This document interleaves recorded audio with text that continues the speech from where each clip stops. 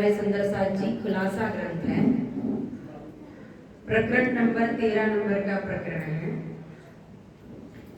श्याम रास से बड़ा रब लाया साहिब का फुरमान, हकीकत अखंड दाम की तीन बांधी सब जहान, तीन बांधी सब जहान।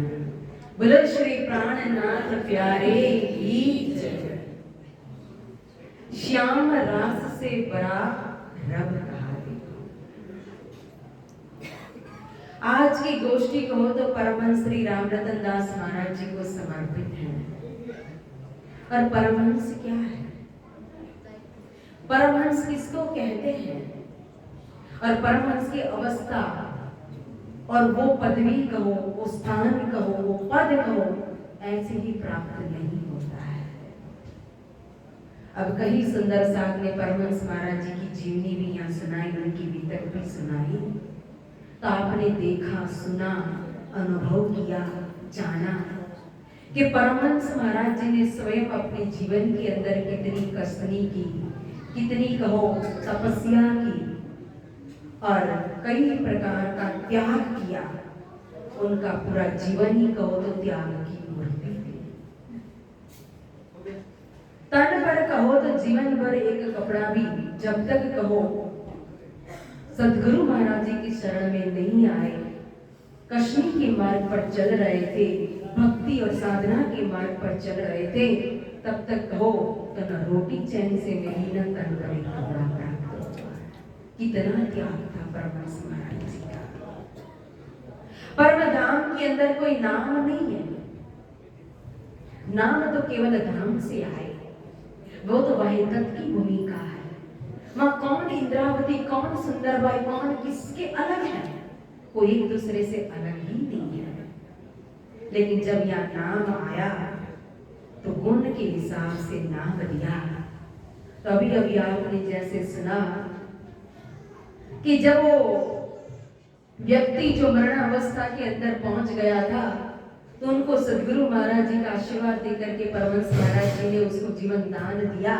तो सदगुरु महाराज जी ने वहां इशारत कर दी कि करनी कहो, कर्म को कहो, काल को कहो, कोई रोक नहीं सकता। और कभी भी परमात्मा के कार्य के अंदर, काल चक्र के अंदर कभी भी हस्तक्षेप करना नहीं चाहिए। कर्म की गति न्याय, तभी तो कर्म को भी ब्रह्म के रूप में पूजा गया, काल को भी ब्रह्म मान करके पूजा गया। क्यों? कर्म की ताकत को देकर के, काल की ताकत को देकर के दुनिया ने कहो, वेदांती ने कहो, काल को भी ब्रह्म मान लिया, कर्म को भी ब्रह्म मान लिया। तो उनके बदले में किसी न किसी को तो जाना ही पड़ा ना। लेकिन परमहंस महाराज जी को सदगुरु महाराज जी ने स्वयं जीवन दान देकर के, क्योंकि वो तो जाने के लिए तैयार थे, लेकिन जो तप किया उन्होंने, जो साधना की उन्होंने, जीवन भर जो त्याग किया, अब उसका फल प्राप्ति का समय आ चुका था। अगर तन छोड़ देते परमहंस महाराज जी तो विचार करो क्या होता। तन छोड़ने के बाद भी उनको फिर राजी महाराज को वो लीला, वो रस का पान तो अवश्य कराना ही था। आज परमहंसों को समाधि दी जाती है, अग्नि संस्कार क्यों नहीं किया जाता? क्योंकि परमहंसों को अपनी इच्छा के ऊपर राजी महाराज छोड़ देते हैं कि जब तक चाहे वो तन धारण करके संसार के अंदर रहे परमहंस, और अपनी इच्छा उस रस को पीते रहे और दुनिया की इच्छा को भी पूरा करता है। तो दुनिया की इच्छा भी परमहंस महाराज पूरी करते रहते हैं, और जब तक चाहे इस तन में रह करके वो लीला भी कर सकते हैं। इसीलिए कई परमहंसों ने तन छोड़ दिया, कई परमहंसों ने अभी तन छोड़ा भी नहीं है। तो एक वजूद का सहारा चाहिए। इस तन की कितनी वैल्यू है समझो आप। अगर अग्नि संस्कार कर देंगे तो उस वो परमहंस महाराज जी की जो आत्मा होती, आत्मा को रस लेने के लिए फिर वो तन धारण नहीं करना है, उनको तो कोई जन्म तो नहीं लेना है, फिर क्या करेंगे वो परमहंस महाराज? किसी न किसी तन पर आकर के उनको प्रवेश करना पड़ेगा। उनकी रूह आकर के किसी तन पर विराजमान होकर के फिर उस रूह के माध्यम से उसको रसपान करना पड़ेगा। तो उस रूह को भी, उस तन को भी कितनी तकलीफ होती है, और उसके अंदर प्रवेश होने वाली रूह को भी कितनी तकलीफ होती है। इसीलिए परमहंसों को, संतों को कभी भी अग्नि संस्कार नहीं किया जाता। और परमहंस श्री राम रतन दास महाराज तो अभी भी वजन तन धारण करके स्वयं इसीलिए समाधि के अंदर को, आश्रम के अंदर को साक्षात विराजमान है, और इसीलिए अभी प्रत्यक्ष परमहंस महाराज लीला कर रहे हैं। यहाँ कहा कि श्याम रास से बरारव हो। अब श्याम रास से बरारव में आया, तो बरारव में आने वाला स्वरूप तो कौन था? रास लीला खेल के आए बरारव श्याम तो कहा, लेकिन स्वयं श्यामा जी कहो तो आए थे, उनकी आदमी कहो तो मोहम्मद साहिब के रूप में अरब की धरती के ऊपर प्रकट हुए थे। लेकिन ये चौपा इतनी बारीकता में ले जाती है, इतनी बारीकता में, इतनी बारीकता के अंदर ले जाती है, क्योंकि वहाँ ब्रज के अंदर स्वरूप धारण करने वाले कहो या रास के अंदर स्वरूप धारण करने वाले कहो, जो राधा और कृष्ण के रूप में लीला करने वाले स्वरूप है, योग माया के ब्रह्मांड के अंदर कहो तो जो कृष्ण का स्वरूप है और राधे रानी का जो स्वरूप है, उस स्वरूप किसका है? रास लीला खेल के आए बराबर श्याम, श्यामा जी आए, लेकिन फिर भी श्याम कह दिया, क्यों? वहां किसकी आगम है? खेल के अंदर आया कौन था? राज्य महाराज तो कंचन वर्ण के सिंहासन पर विराजमान है। कभी भी देखो दर्शन देते तो राज्य स्वयं को दे देंगे, स्वयं को प्रकट कर देंगे, लेकिन श्यामा जी के दर्शन इतने सरल नहीं है, राधे रानी के दर्शन इतने सरल नहीं है। श्यामा जी का स्वरूप जल्दी से राज्य महाराज प्रकट नहीं करते हैं। यही आती होती है इस चौपाई के अंदर। तो खेल के अंदर स्वयं वहां स्वयं राधा का स्वरूप धारण करने वाली भी श्यामा जी थी, तो कृष्ण का स्वरूप धारण करने वाली भी श्यामा जी ही थी। योग माया के ब्रह्मांड के अंदर भी दोनों स्वरूप धारण करने वाले स्वयं श्यामा जी। आपको बात शायद हजम हो जाए न हजम हो, आपको लगेगा कि एक ही श्यामा जी की सुरता ने दो स्वरूप कैसे धारण कर लिया। तो कभी कभी विचार करना कि हम अपने स्वप्न के अंदर जाते हैं, हमारी चेतना तो एक होती है, और स्वप्न देखने वाले हम एक हैं, हमारी एक ही चेतना उस स्वप्न के अंदर गई है, और उस स्वप्न के अंदर जितने पात्र हम देखते हैं, जितने भी व्यक्ति को देखते हैं, जितनी भी हम कुछ भी देखते हैं, वो जो भी जितना भी रूप धारण करने वाली वो चेतना किसकी है? हमारी अपनी चेतना है। और एक ही चेतना ने हमारे स्वप्न के अंदर हजार रूप धारण कर सकती है, तो क्या श्यामा जी दो रूप धारण नहीं कर सकती है खेल के अंदर? तो वो इसीलिए कहा बरारव से ना, श्याम रास से बरारव। श्यामा जी ने कहा देखो श्याम कहा, क्यों? क्योंकि श्यामा जी ने श्याम का रूप धारण किया था, तो श्याम आया कि श्यामा जी आए बरारव में, क्या फर्क पड़ता है?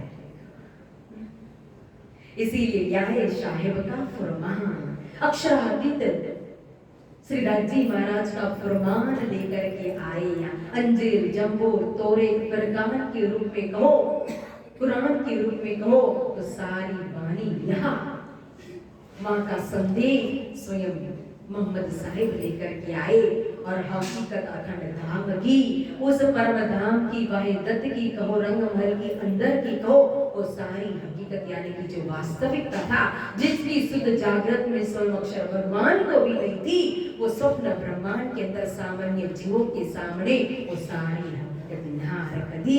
तो विचार करो हम कितने सौभाग्यशाली है, ये मानव तन प्राप्त करके हम कितने धन हो गए। इस मानव तन के अंदर स्वयं तारतम को प्राप्त करके हम कितने धन हो गए। इस तारतम के द्वारा हम स्वयं परमहंसों के चरण कमल, स्वयं हमारे परमहंसों की भी मूल शिरदार शिरोमणि स्वरूप कहो, श्यामा जी स्वरूप के चरण कमल प्रथम लाभ दो चरण को, उनके चरण कमल को प्राप्त करके हम कितने धन हो गए, और राज्य महाराज के चरण कमल को प्राप्त करके हम कितने धन हो गए। क्योंकि मोमिनों ने कहो, वितक साक्षी है, परमहंसों की जिंदगी कहो, उन्होंने पकड़ाया क्या? कभी भी मोमिनों ने, परमहंसों ने अपने आप को नहीं पकड़ाया, उन्होंने जो प्राप्त किया ने रतन, उस रतन को पकड़ाया। राजचरण दास महाराज जी ने कहो, राज नारायण दास महाराज जी ने, सदगुरु महाराज जी ने राज रतन दास महाराज जी को क्या पकड़ाया? वो चरण कमल। युगल स्वरूप के चरण कमल, राज श्यामा जी के चरण कमल, और परमहंस श्री राम रतन दास महाराज जी ने दुनिया को क्या दिया, वही युगल स्वरूप श्री राज श्यामा जी के चरण कमल। हमारे मौमिन, हमारे परमहंसों ने क्या हमें ये रत्न दिया है, धाम धरी के चरण कमल रूपी रत्न, इसलिए तेरे बांधी सब जहां है। अब जो वचन मोहम्मद साहिब लेकर के आए और वही श्याम को फिर वही श्यामा जी सदगुरु के रूप में प्रकट होकर के तारतम लाए, वही श्यामा जी फिर दूसरा जामा धारण करके तारतम का तारतम लेकर के आते, श्री मुखवाणी लेकर के प्रकट करते हैं। तीनों ने क्या कर दिया, सारी दुनिया को बांध लिया तारतम से। सारी दुनिया के अंदर कहो तो वो अक्षरातीत की वाणी, मेरे प्यो की न्यारी जो संसार, मेरा पार के पार ते तेरे पार की भी पार, इस वाणी से कहो उस अक्षरातीत को सो तो जाहिर भई सब विद वतन सहित, वतन के साथ पच्चीस पक्ष के साथ परम धाम के साथ उस अपने वतन निज धाम को परम धाम को जाहिर कर दिया।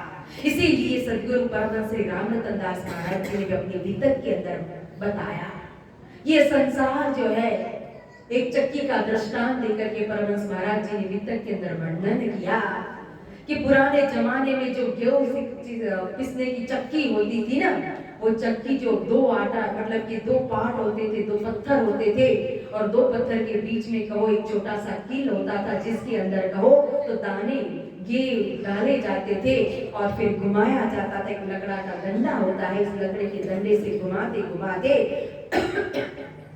अनाज पीसा जाता था, और जब अनाज पीसते थे तो आटा निकलता था, और दो जो पार्ट है पत्थर है उसको अलग कर असंख्य दाने पिस करके कहो आटा बन करके बाहर आ गए, लेकिन जो दाना उस किल के अंदर घुस करके बैठ गया, वो दाना को चाहे कितना भी घुमाते रहो, कितना भी घुमाते रहो, वो दाना कभी भी पिसा नहीं जाता है।